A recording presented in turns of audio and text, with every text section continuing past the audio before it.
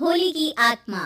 बचपन से शहर में रहने वाला मनोज इस साल होली की छुट्टियों में अपने गांव दुर्गापुर वापस आता है, जहां उसे देख पूरा गांव खुशी से झूम उठता है।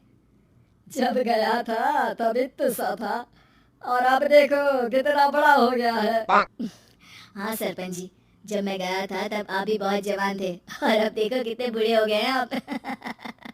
चलो चलो बढ़िया है, बच्चा घर वापस आ गया। इसी खुशी में आज रात पार्टी होगी। क्या बात है, गांव में भी पार्टियां होने लगी। वैसे अगर पार्टी की बात है तो आज क्यों सीधा होली पार्टी करते हैं। होली पार्टी की बात सुन चहल पहल में अचानक सन्नाटा छा जाता है, जिसे देख मनोज को कुछ अजीब लगता है, लेकिन तभी सरपंच बात पलट देता है। अब बहुत देर हो गई, चलो सब अपने घर चलो, पार्टी के बारे में कल सोचेंगे। मनोज भी मम्मी पापा के साथ घर आ जाता है, पर होली पार्टी और उस पर पूरे गांव की खामोशी वाली बात अभी तक उसके जहन से निकलती नहीं। पापा, होली पार्टी की बात पर सब चुप क्यों हो गए थे। अरे होगी उनकी कोई अपनी बात, मुझे गांव की पंचायत ही थोड़ी पता है। थक गया हूँ, चलो सो जाते हैं, कल बात करते हैं। पापा की बात मानते हुए मनोज भी सोने चला जाता है। आज तो छुपा लिया, लेकिन हफ्ते बाद जब होली का दिन आएगा तब इसे कैसे रोकोगे।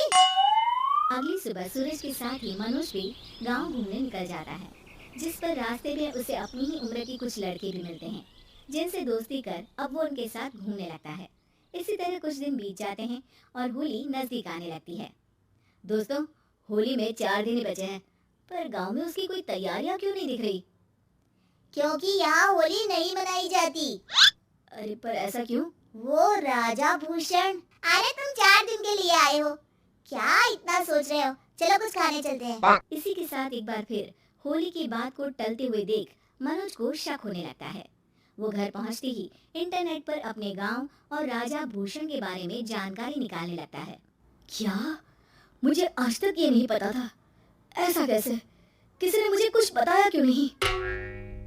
सारी जानकारी लेने के बाद मनोज गांव वालों या अपने मम्मी पापा से कुछ पूछे बिना खुद ही उसकी सच्चाई के बारे में छानबीन करने लगता है, जिसके चलते वो राजा भूषण की हवेली में पहुंचता है। वाह, क्या हवेली है यार। पर क्या यहाँ सच में कोई भूत है। हेलो भूत जी, कोई है क्या।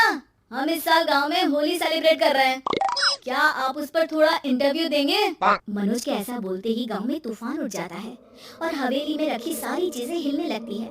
एक अदृश्य शक्ति मनोज को धक्का देकर हवेली से बाहर निकाल दरवाजा बंद कर लेती है। ये सब देख मनोज हैरान रह जाता है। क्या अभी मुझे हवा ने धक्का देकर बाहर निकाल दिया। मेरे होते हुए इस गांव में कभी होली नहीं बन सकती, इसलिए दोबारा ऐसी कोशिश भी मत करना, अंजाम बुरा होगा।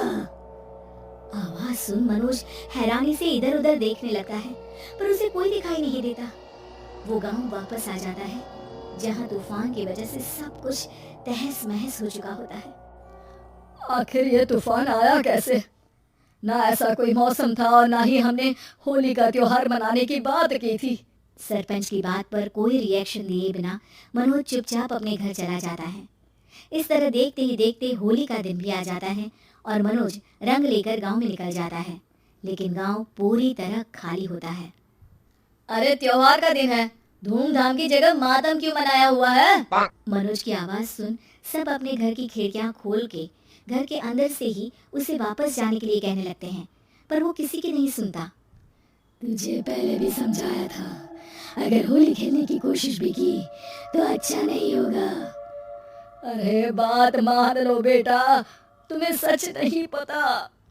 मुझे सब पता है, सालों पहले इस राजा ने एक अंधविश्वास फैलाया और आप लोग आज तक उसे मानते आ रहे हो।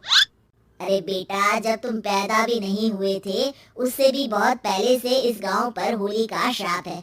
अगर गांव में होली का त्योहार मनाया जाता है तो प्रलय आना पक्की बात होती है। राजा भूषण इस सब में नहीं मानते थे और त्योहार मनाने लगे, जिसके चलते होली वाले ही दिन पहले उनके बेटे की और फिर उन्हीं की मृत्यु हो गई।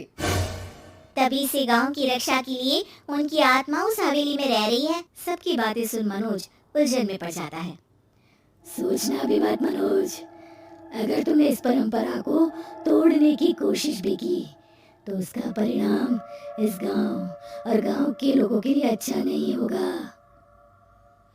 मुझे भी यकीन नहीं हो रहा कि आप लोग एक बेतुकी बात को मानकर सालों से रंगों के त्योहार को मातम की तरह मनाते आ रहे हो।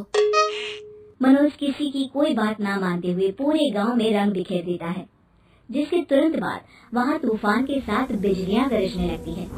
अचानक मौसम में ऐसा बदलाव देख जहां मनोज कंफ्यूजन में आ जाता है, वहीं गांव वाले डर से सहम जाते हैं।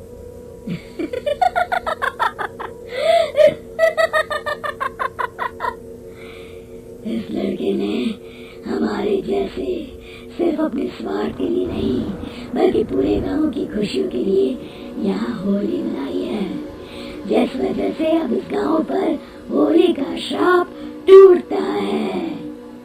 ऐसा बोलकर राजा का भूत वहां से गायब हो जाता है, जिसके बाद गांव के लोग धूमधाम से होली मनाते हैं। खुशियों के रंग गांव में बिखरे ही होते हैं कि अगली सुबह अचानक मनोज कहीं गायब हो जाता है और एक बार फिर गांव में होली का नया राज शुरू हो जाता है।